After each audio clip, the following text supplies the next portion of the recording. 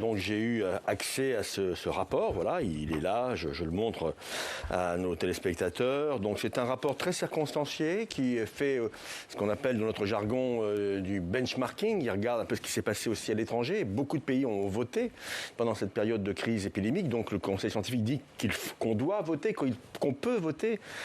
Mais il fait des préconisations, tout en laissant bien sûr le politique faire son choix final.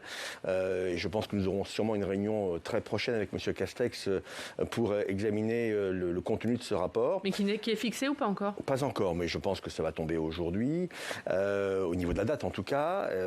Et la principale préconisation du Conseil scientifique, entre les lignes, quoique, c'est même presque direct, c'est de dire... on sera mieux en septembre. On sera mieux en septembre, 40-45 millions de vaccinés, beaucoup de personnes qui auront fait aussi la Covid. Donc finalement, immunité collective potentielle fin septembre, début octobre. Et on sent bien quelle est la tendance qui serait souhaitée par le Conseil scientifique, tout en restant très réservé. Oui, parce qu'elle dit qu'on sera mieux sur le plan du vaccin, mais qu'il n'exclut pas une reprise de l'épidémie en septembre. Et éventuellement de nouveaux variants qui pourraient l'emporter sur les vaccinés d'aujourd'hui. Alors, vous voyez quand même qu'il y a beaucoup d'incertitudes. Et dans ce cadre-là, il vaudrait mieux faire les élections au mois de juin.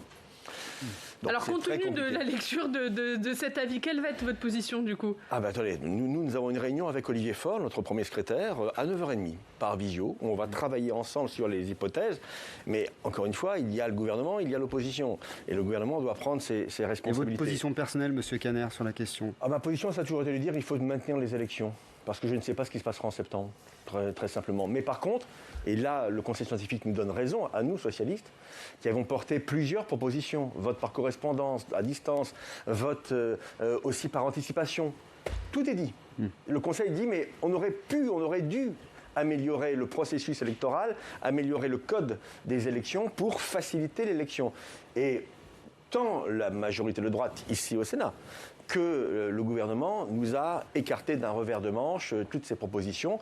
Je le regrette parce que finalement, si on nous avait écoutés, il y a plus d'1 an que nous évoquons ces solutions potentielles qui ne sont que techniques mais qui favorisent le processus électoral. Si on nous avait écoutés, peut-être que le Conseil scientifique aurait dit bravo, c'est bien, c'est ce qu'il fallait faire. Et là, il n'en est qu'aux recommandations alors que nous, on avait fait ces propositions.